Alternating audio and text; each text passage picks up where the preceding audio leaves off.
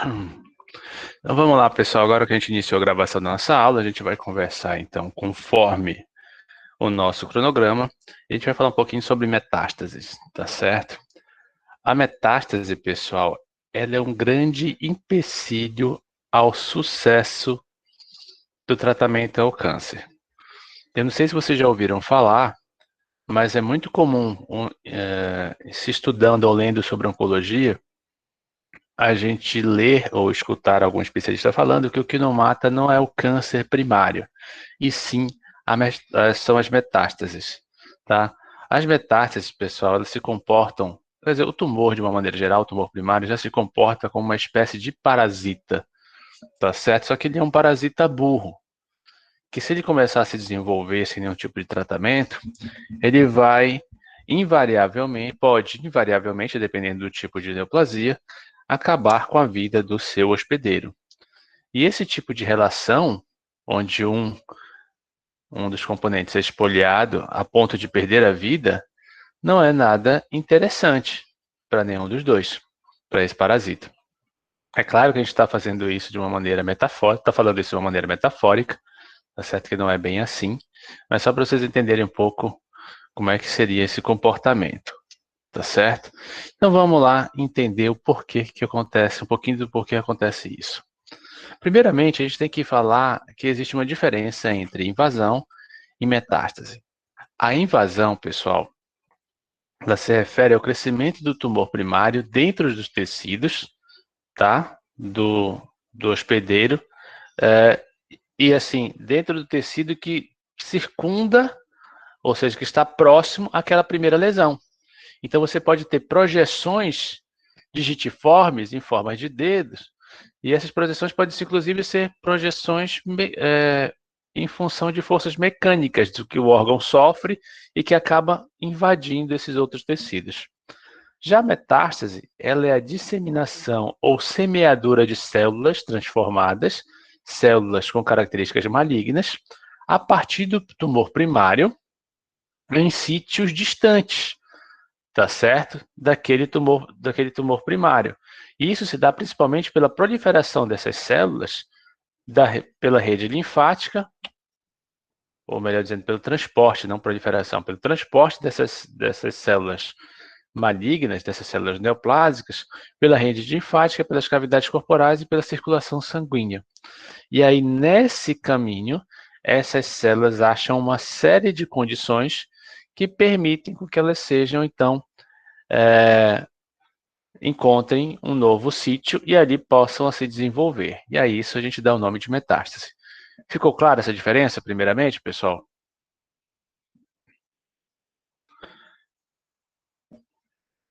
Então lá, quando eu falei para vocês naquela aula sobre os diagnósticos do câncer, como é patologista, ele Você pode pode... repetir, por favor, professor? Eu repito sim. Então, naquela aula que a gente falou sobre a importância do patologista para o diagnóstico da neoplasia, tá? Quando ele faz aquele estudo histopatológico, além de fazer o estudo de tecidos circunvizinhos, tá? Ele pode pegar biópsias de tecidos que a gente já sabe que determinados tipos de tumores eles apresentam uma preferência para chegar, por conta até do caminho das redes linfáticas, da circulação sanguínea, enfim, tá certo? E por isso que se dá no estadiamento se há ou não presença de metástase, tá? Aquele M1, que significa presença de metástase, justamente devido a essa investigação, tá certo? Diferentemente, obviamente, o patologista, ele também vai olhar os tecidos circunvizinhos, tá? Só que ele vai olhar também de maneira microscópica e ver que essas projeções nesses tecidos circunvizinhos da lesão primária, elas podem ser em função de pressão mecânica, que forma essas projeções digitiformes, de maneira que isso não constitui uma metástase, isso constitui uma invasão desse tecido. Ou seja, aquela massa tumoral está crescendo, tá, naquele tecido, ela vai sofrer algum tipo de pressão, pode sofrer algum tipo de pressão e começar a se espalhar, mas se espalhar não, ela vai começar a invadir os tecidos vizinhos, tá? Por conta de uma pressão mecânica. Eu tenho certeza que vocês já brincaram aí de amoeba aí, né? Provavelmente eu tenho alguém que ou slime, né, que também já virou febre um tempo atrás aí nas redes sociais. Então, quando você aperta uma moeba ou um slime desse aí, entre os seus dedos, você vai ver aquelas projeções, você vê que aquelas projeções ainda fazem parte daquele corpo total do slime ou da moeba, tá? Então, isso aí seria uma analogia à invasão, tá certo? Enquanto que na metástase é quando você já tem aí a amoeba espalhada por toda a sua casa, além da sala, do seu quarto, do banheiro, enfim. E eu não estou exagerando quando eu faço essa analogia, não, tá? Porque é desse jeito mesmo que a coisa acontece, tá certo? A gente descobre a moeba até pregada no cabelo depois. Ficou claro a diferença agora para vocês? Sim, sim. Posso passar? Pode. Pode. Tá certo, então vamos lá. Então, colocadas essas duas definições de invasão e metástase, a gente vai então tentar ilustrar para vocês como é que isso acontece. Então, lá o tumor está crescendo localmente, como vocês podem acompanhar nessas figuras, e a partir do momento em que ele vai, obviamente, adquirindo vantagem seletiva em relação às células normais, ele vai se desenvolvendo. E aí, nesse momento que ele vai se desenvolvendo, entendo aqui esse desenvolvimento com crescimento e multiplicação, tá certo? Ele começa a se projetar para os tecidos circunvizinhos. Tá aqui, ó, começa fazendo uma invasão local. E essa invasão local, ela vai continuando até o momento em que essas células conseguem se desprender do tumor primário e caem na corrente sanguínea, tá certo? Em cavidades corporais, na rede linfática, e são levadas a outros tecidos por conta disso. Então, essa célula tumoral ela vai aderir ao vaso sanguíneo de outro órgão, vai começar um processo de invasão desse tecido, e se esse tecido, esse novo sítio, esse novo local, oferecer condições adequadas para essa célula, tá certo? A gente tem a formação de um novo tumor à distância, e é isso que a gente chama de metástase. Agora, vocês imaginem que isso acontece não só em um sítio tumoral, mas em vários do nosso corpo, porque essas células podem alcançar quantidades de órgãos que não são muito limitadas, não, tá certo? Quer dizer, elas são limitadas pelas propriedades que esses órgãos têm de acolher, entre aspas, essas células e dar condição para que elas cresçam naqueles tecidos. Tá claro isso, pessoal, agora? Bom, só que isso aqui, pessoal, acontece, isso aqui é uma visão muito simplista, muito simplificada do que todo o processo. Todos esses processos aqui, você tem uma cadeia muito complexa de genes que são ativados ou desativados e que vão promover esse crescimento e invasão. Dentre os quais nós temos aí os genes que fazem a degradação da matriz extracelular, nós temos a ativação de outros genes que fazem com que haja uma maior proliferação de vasos sanguíneos para poder alimentar o tumor e aí criar essas rotas para que o tumor, então, ele consiga passar da invasão e passar para a fase de metástase. Tá claro? Bom, essas metástases, então, elas vão habilitar os tumores a crescerem e a se desenvolverem em novos ambientes, onde, teoricamente, você não haveria uma restrição de espaço ou ainda restrições nutricionais, justamente porque esses ambientes dariam melhores condições, ou melhor dizendo, não melhores condições, mas dariam condições adequadas para que esses tumores eles se soltassem, eles se desenvolvessem também. Essas células, tá? Essas metástases também, elas contêm células de suporte do hospedeiro. O que seriam essas células de suporte? Tá? São células que vão ancorar essas novas células tumorais, essas células tumorais que se desprenderam do tumor primário e que vão oferecer também suporte físico para que essas células consigam fazer o seu ciclo de multiplicação. Tá certo? Essas células metastáticas também, elas contêm uma capacidade imensa de adaptação e, como eu falei anteriormente, tá certo? As metástases são responsáveis por cerca de 90% das mortes relacionadas às neoplasias, tá certo? Principalmente, imaginem a seguinte situação, você tem uma série de parasitas espoliando o hospedeiro. Então, o nosso corpo, nessa condição, ele lutaria com vários inimigos ao mesmo tempo, tá? E os seus recursos, a partir de um determinado momento, começam a ser exauridos, tá? Seja por conta de aplicação de uma determinada terapêutica, ou mesmo por conta do ciclo da doença, tá? De como seria o prognóstico da doença. Tá claro, pessoal?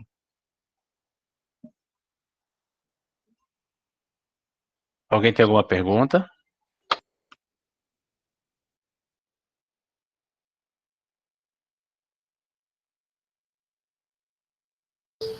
Professor, no caso, para se configurar como metástase, ela tem que obrigatoriamente invadir pelos vasos sanguíneos, né? Enquanto ela não se espalha através da corrente sanguínea ou linfática, fica sendo como invasão. Se tiver limitada ao... Eu não estou conseguindo responder, que está dando uma microfonia aí. Tá dando o quê? Tá dando uma microfonia. Desliga o teu microfone, por favor, John. Pronto, agora dá certo. Bom, então ele vai ser considerado metástase se ele estiver fora do tecido circunvizinho, tá certo? Em um órgão distante desse sítio primário, que a gente chama, tá certo? E para ele chegar em outro órgão, imagina a seguinte situação, que você tem lá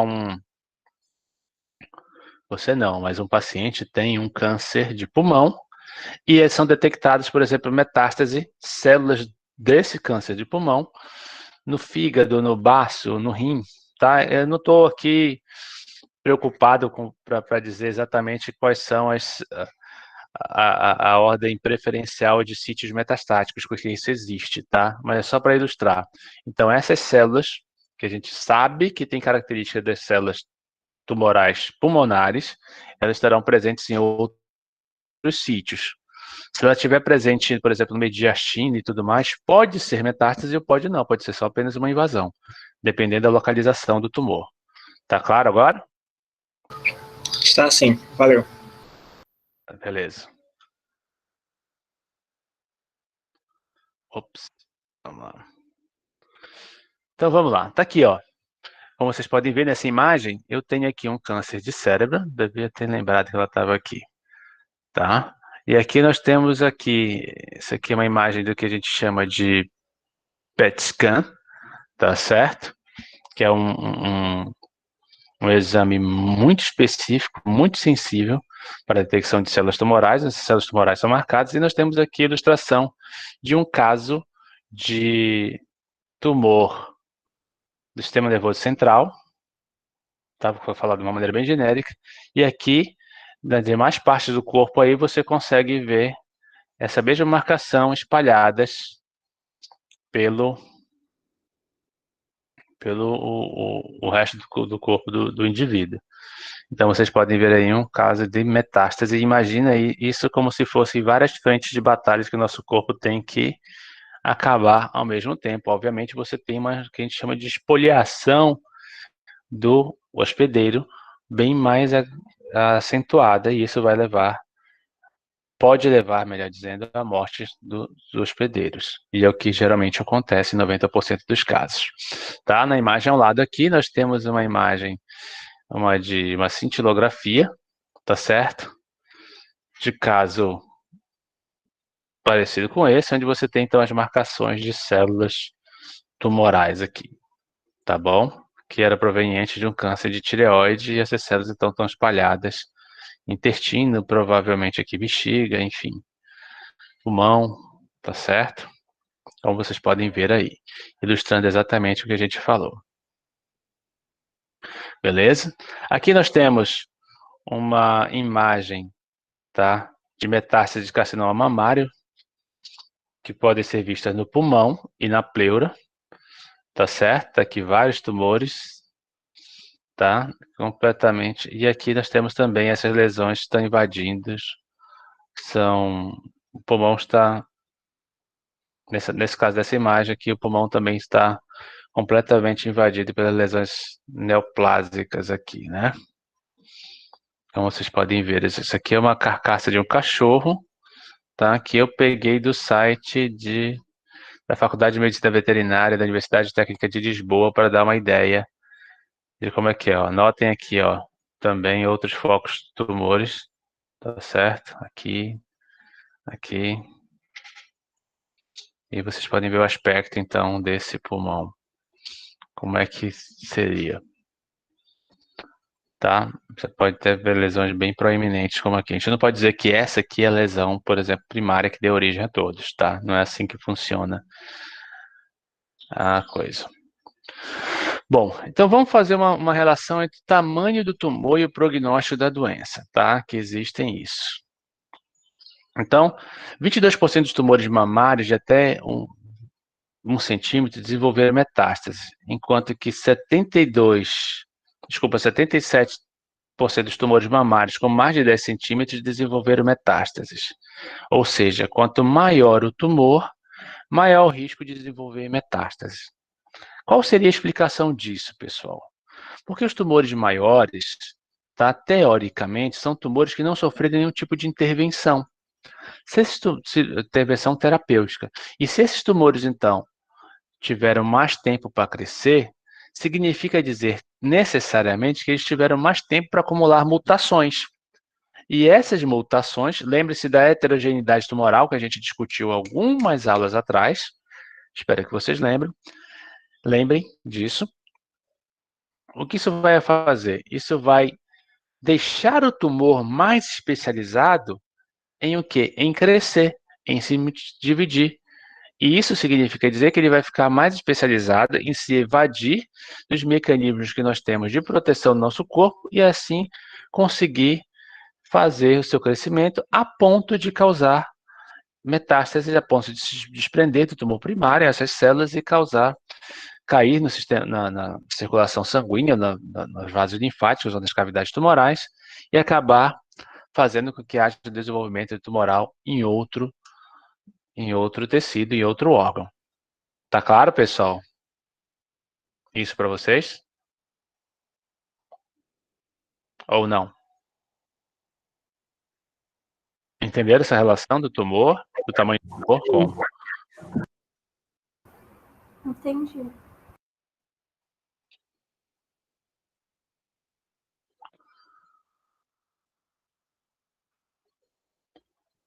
Então vamos lá.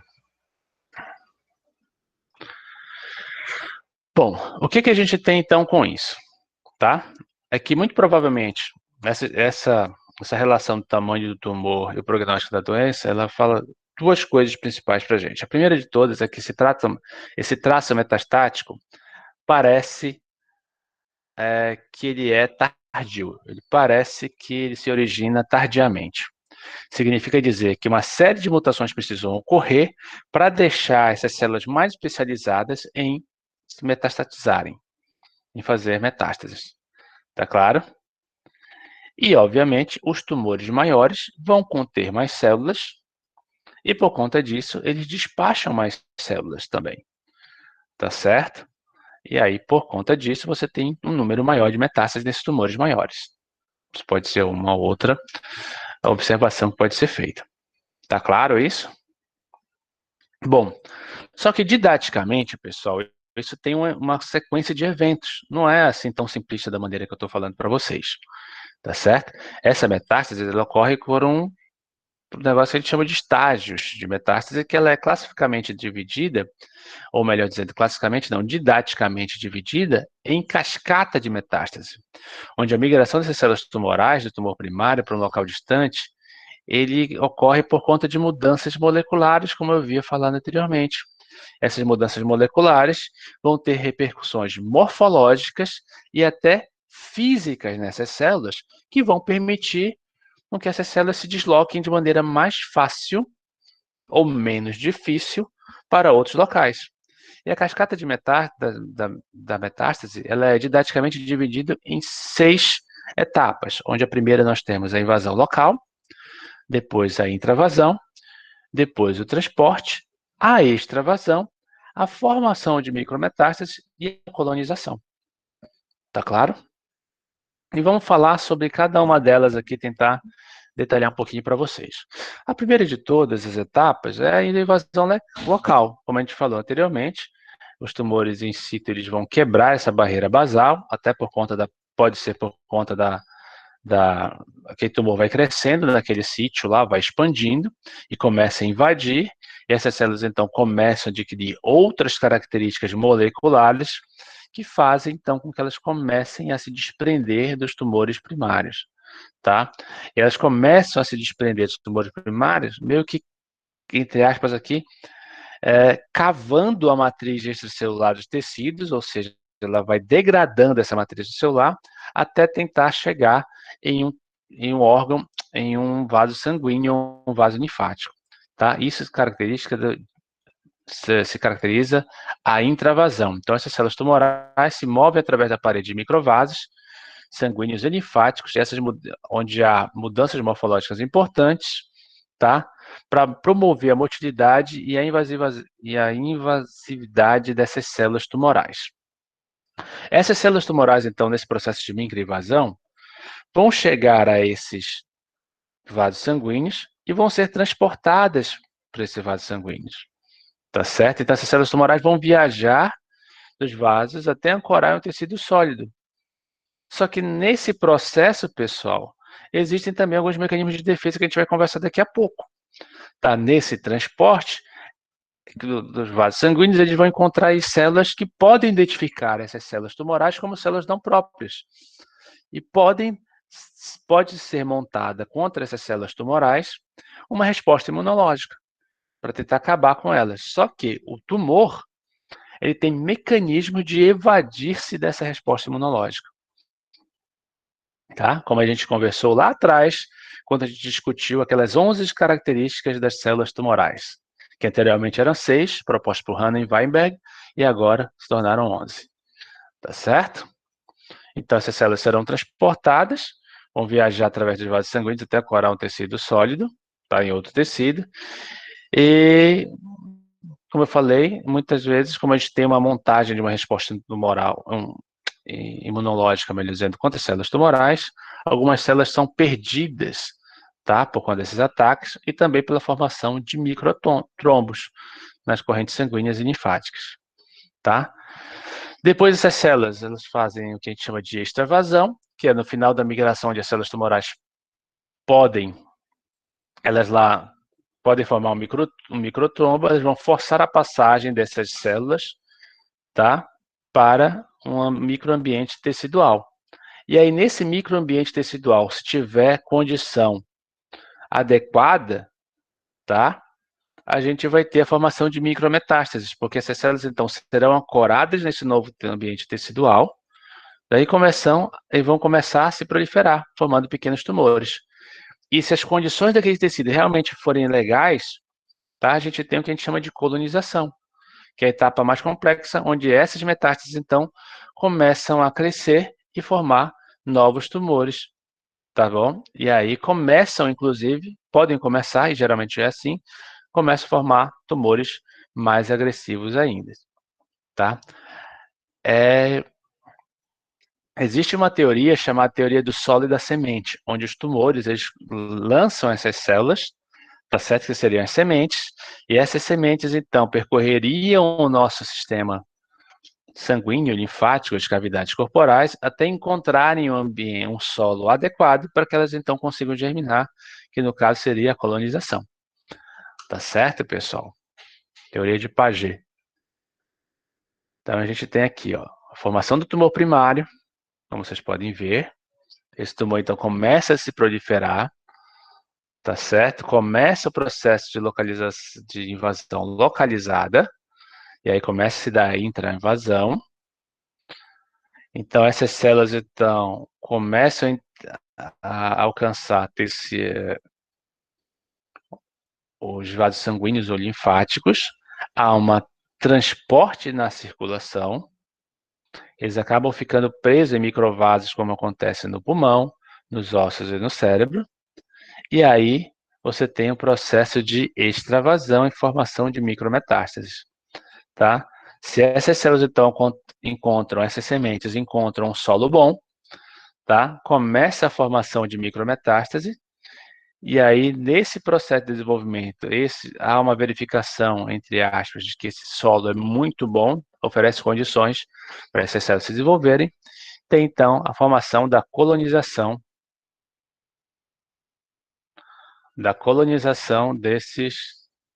desse novo ambiente tumoral, tá certo? E aí tem a formação propriamente dita da metástase. Tá claro? Aqui mais uma vez ilustrado, então a célula tumoral, ela vai formar esses pequenos microtrombos aqui, tá certo? E aí, por uma pressão mecânica, essas células então começam a fazer então pressão nesses vasos sanguíneos e começa o processo de extravasão e colonização desses novos ambientes teciduais, que podem levar à formação das metástases, à efetivação da metástase propriamente dita. Tá claro, pessoal, isso aí para vocês? Sim. Eu não tô me atendo aqui, tá, pessoal, a nenhuma explicação de genética, de via genética envolvida ou de via metabólica envolvida nesse processo de metástase, porque é um processo muito complexo de verdade. Eu não sei se, acho que não valeria a pena ficar discutindo isso aqui para vocês. O que eu queria que vocês visualizassem exatamente como ocorre, assim, não exatamente não, mas teria uma ideia de como ocorre esse processo, tá? E que vocês tenham ideia de que todos esses processos aqui se dão por conta de modificações genéticas metabólicas que têm consequências, então, morfológicas que permitem com que essas células, então, tenham essa propriedade. Tá claro isso para vocês? Eu quero que vocês tenham isso na cabeça.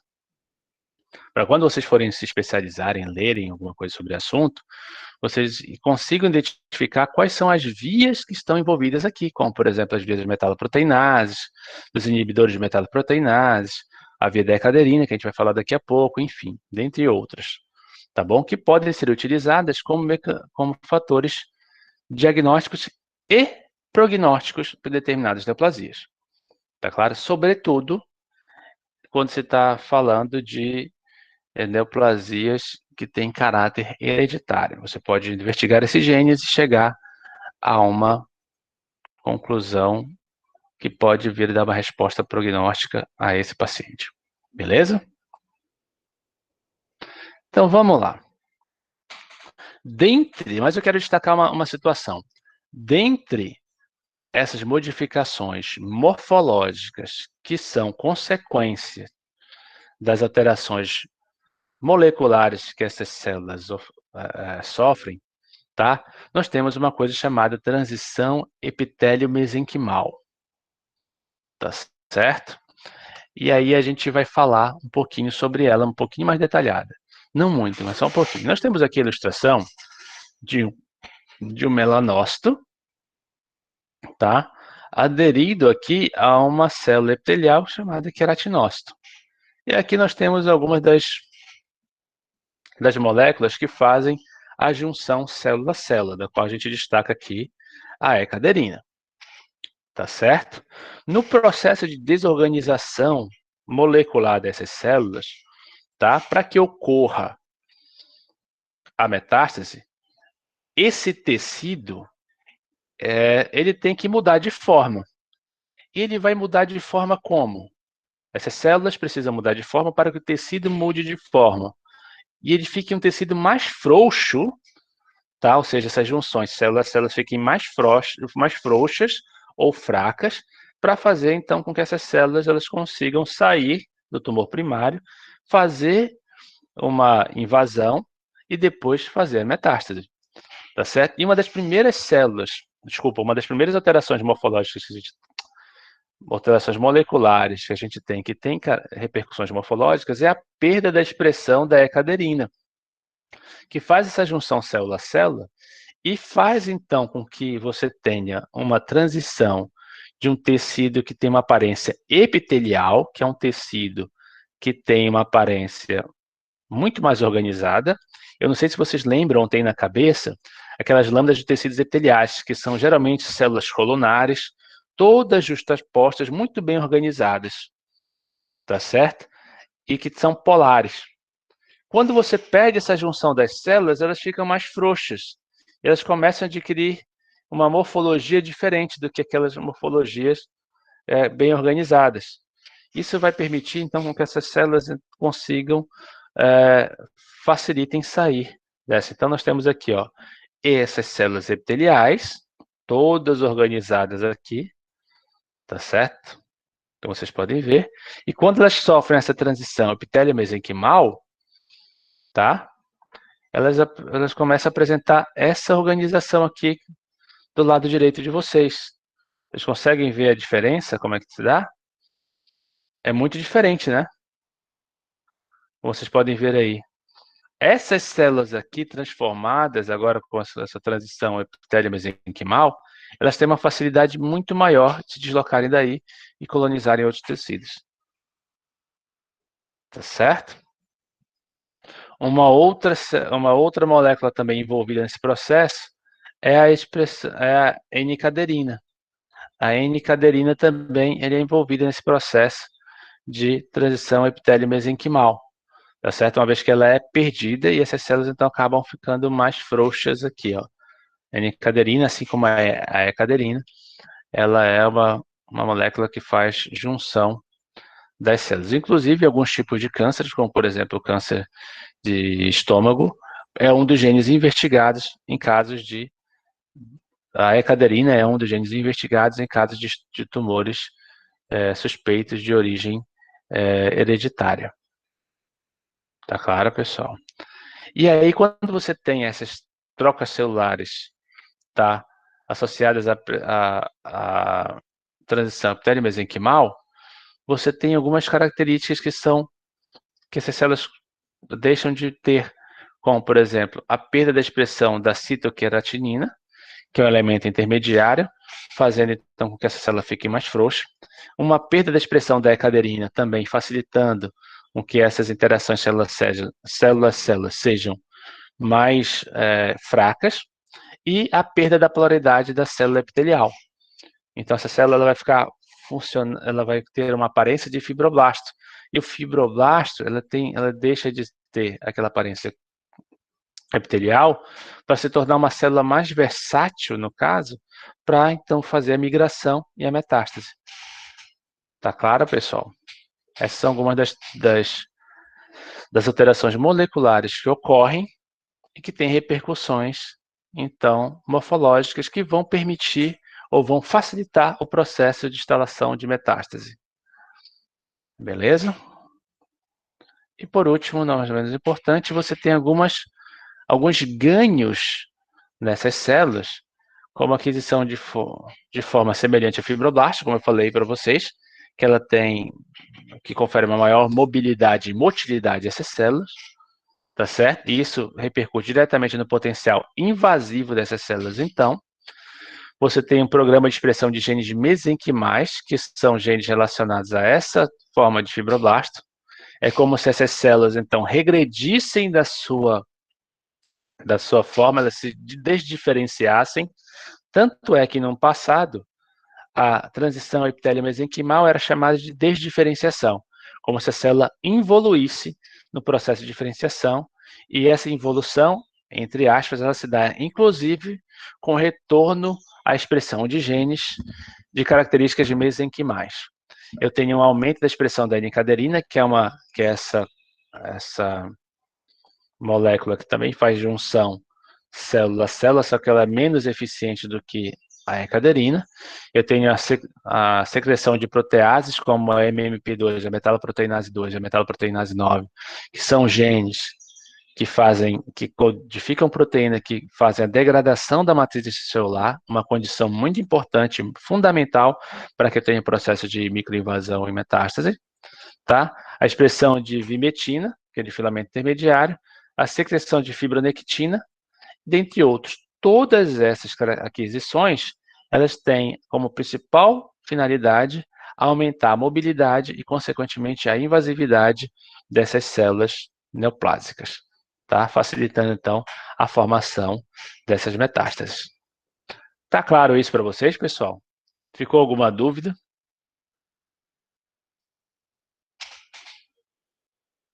Estão me ouvindo?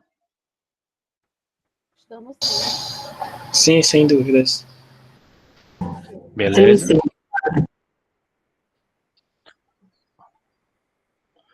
Então eu vou... Bom, sobre metástase, eu queria ter... Eu dei essa aula bem resumida para vocês, porque eu gostaria que vocês entendessem esse processo, tá? O processo de que, como ocorre a metástase, tá? O porquê que ela ocorre? Porque eu tenho alterações moleculares, que permitem com que essas células, então, tenham alterações morfológicas, façam com que ela seja mais, tenha uma característica mais invasiva, tá certo?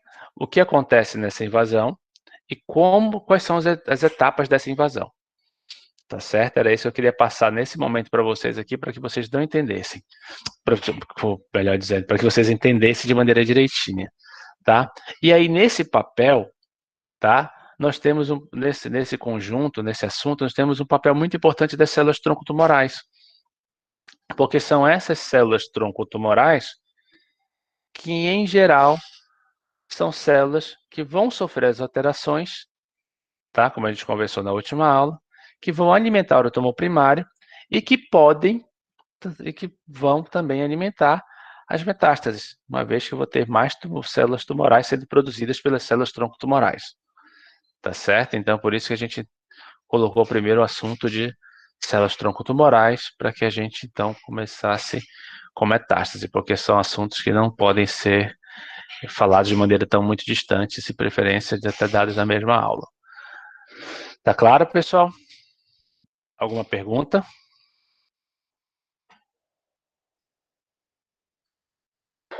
Não. Não? Então, eu vou parar a gravação aqui da aula de metástase e a gente vai continuar conversando ainda sobre sobre imunologia tumoral. Tá claro? Só um minutinho, então. Eu vou parar e a gente já começa outro assunto.